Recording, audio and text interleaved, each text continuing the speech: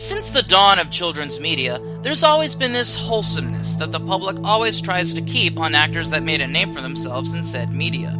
And when those actors try shedding that aura, it can sometimes lead to interesting results. Take, for example, that one time Steve Burns from Blue's Clues showed up on Homicide: Life on the Street. Everything's going to be different from now on, David. Your life changes. For the better.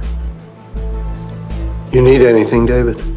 I ain't sorry about a damn thing. Or the time Josh Peck swore like a sailor in the movie Mean Creek. You're a fucking lying son of a bitch, Sam, alright? And I hope you fucking go to hell. Sit down, George. You're on a... Shut the fuck up, Clyde!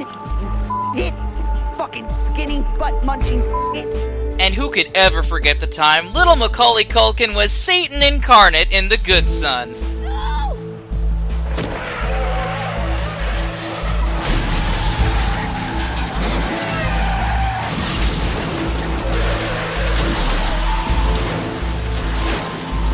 This sort of thing is fairly common with child actors, the awkward transition to an adult actor.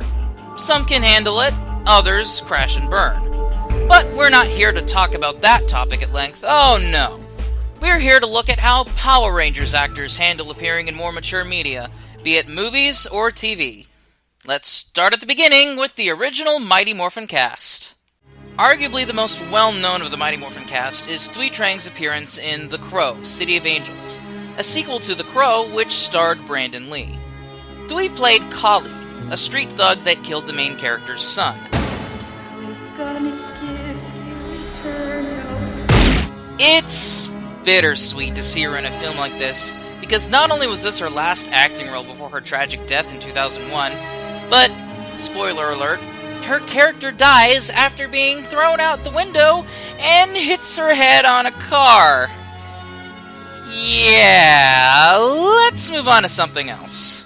If Thuy Trang's appearance in that film was depressing, then Jason David Frank's appearance in MTV's Undressed is a laugh riot. For those unaware, MTV's Undressed was a show from the late 90s to early 2000s about teens and young adults getting it on and doing the do. This was an unsurprisingly controversial show, mostly due to the fact that it actually showed same-sex relationships in a time where Ellen DeGeneres coming out on her self-titled show was a very risky move. Susan, I'm gay.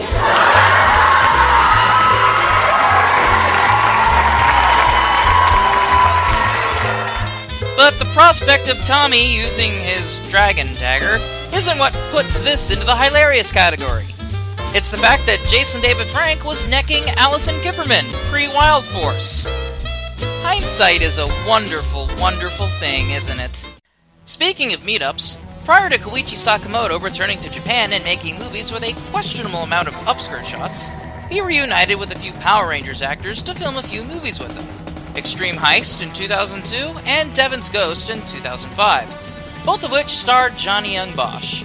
Extreme Heist was just about that. An extreme heist. Along for the ride is Jason Narvi, Paul Schreier, and Danny Wayne. It was... interesting. I think I'll just drop into some prints.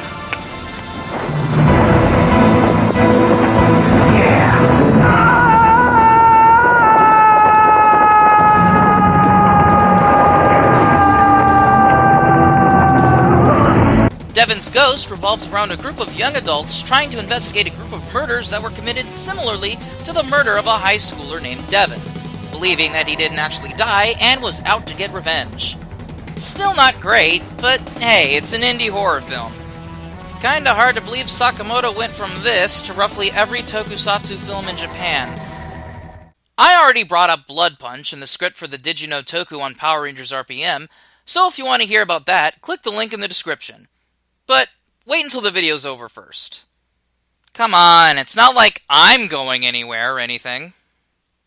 Probably the most well-known instance of a Ranger actor gone bad was the 2001 cult hit Not Another Teen Movie, a parody of everything John Hughes had to offer in the 80s. Just in case you thought Maya from Lost Galaxy wasn't already showing enough skin, here's Serena Vincent as a nudist.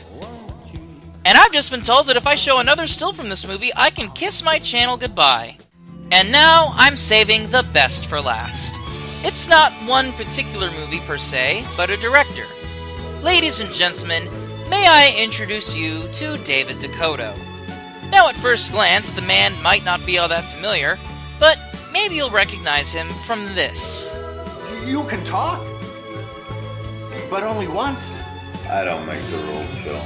Yep, DeCoteau here is the director of A Talking Cat, going under the pseudonym Mary Crawford. There's a good reason for the pseudonym, though, because how else would he be able to distance himself from all the soft-core gay erotica horror films he made? I'll give you a second to wrap your head around that fact. Now, don't worry, there isn't any actual porking being done in these movies. Just a bunch of shirtless dudes walking around the same damn house. And one of these shirtless dudes just so happened to be Megaforce's own robot, Troy! Yes, prior to appearing in Megaforce, Andrew Gray made his acting debut in 1313, Wicked Stepbrother. Just one of the many films in the 1313 series, which was just an excuse to have underwear models in DeCoteau's house. Don't worry, he dies. As surprising as it may be to have a Power Rangers actor in softcore gay erotica, it's even more surprising to realize that Andrew here isn't the first. You see, DeCoteau has a tendency to reuse many of his actors alongside the rotating cast of people trying to sell you Fruit of the Loom. And one of these actors happens to be this guy. Oh, what's the matter? You look like you just seen a ghost. Out of the entire roster of Power Rangers actors, Jason Font seems to have the most of these kind of movies on his resume. And sure enough, his acting debut was a DeCoteau film, back when he didn't reuse the same set over and over again. We set the stage for the rest of the movie. It was kind of like a preamble of what was about to happen, set up the circumstances, and we were killed off early, but it kind of showed who was doing the killing, what was going on. I mean, look at this. This is going to be a blast. We're partying down at the old haunted house. But there's one of these movies that I want to bring attention to. 666 Teen Warlock. Apparently DeCoteau ditched the 1313 moniker and made a new one. Probably because 666 sounded more sinister. Not only is Jason Font front and center, but so is Hilary Shepard Turner. That's right, Wes and Diva Talks together at last. The plot really isn't that important, but I do want to bring attention to this line from the trailer, because it's something you'd never expect to come out of a Ranger's mouth. Where are the other guys? Probably have an orgy as we speak. Probably have an orgy as we speak. Probably have an orgy as we speak.